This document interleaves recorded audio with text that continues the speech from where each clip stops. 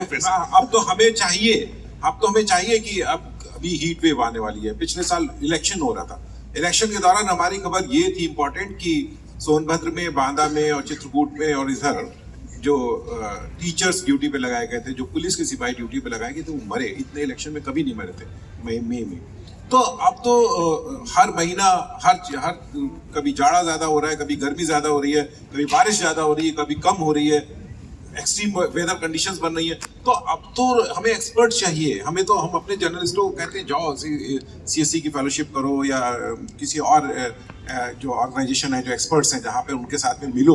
वो बात पुरानी थी कि जब हम इन्वायरमेंट को दबाने की कोशिश की, इन्वायरमेंट कोई खबर है, हमें तो कुछ अच्छा पेस्ट्री टाइप का चाहिए। अब तो यही ज्यादा इंपॉर्टेंट खबर है। तो अब कोई वैसा इशू नहीं है कि पहले जैसे शुरू में होता था। 20 साल पहले मैंने सीएससी में, करीब 20 साल पहले पहली फेलोशिप जब मुझे मिली थी, तो तब भी अगर रिपोर्टर के पास अच्छे एंगल हैं तो खबरें तो कभी भी नहीं रुकती हैं, जब आपके पास ढंग से आप जब उसको प्रेजेंट करते हो। उस समय मेरा टॉपिक था impact of climate change on mango crop. इस पे मैंने किया था करीब 17-18 साल पहले।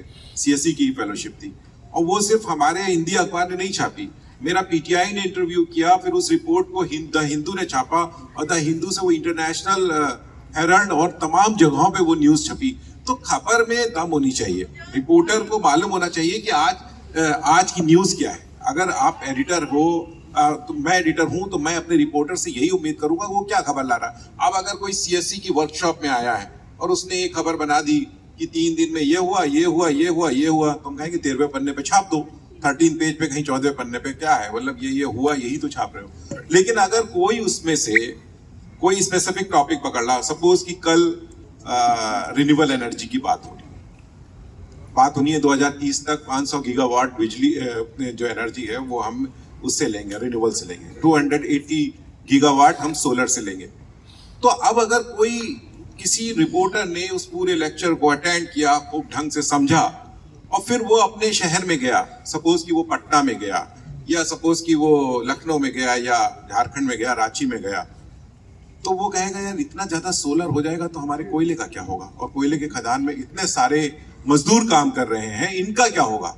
अब ये रिलेवेंट स्टोरी है, ये ज्यादा बड़ी स्टोरी है। जैसे अभी हम आईआईटी कानपुर में गए, वहां मुझे इसका पता चला कि जस्ट ट्रांजिशन वहां पे जो एक यूनिट काम कर रही है, जिसमें सोशियोलॉजी बैकग्राउंड के लोग इम्पैक्ट देखते हैं कि जो ट्रांजिशन हो रहे हैं, जिस एनर्जी ट्रांजिशन है या कुछ भी है, उसका इम्पैक्ट समाज पे क्या पड़ रहा है, उस समुदाय पे क्या पड़ रहा है।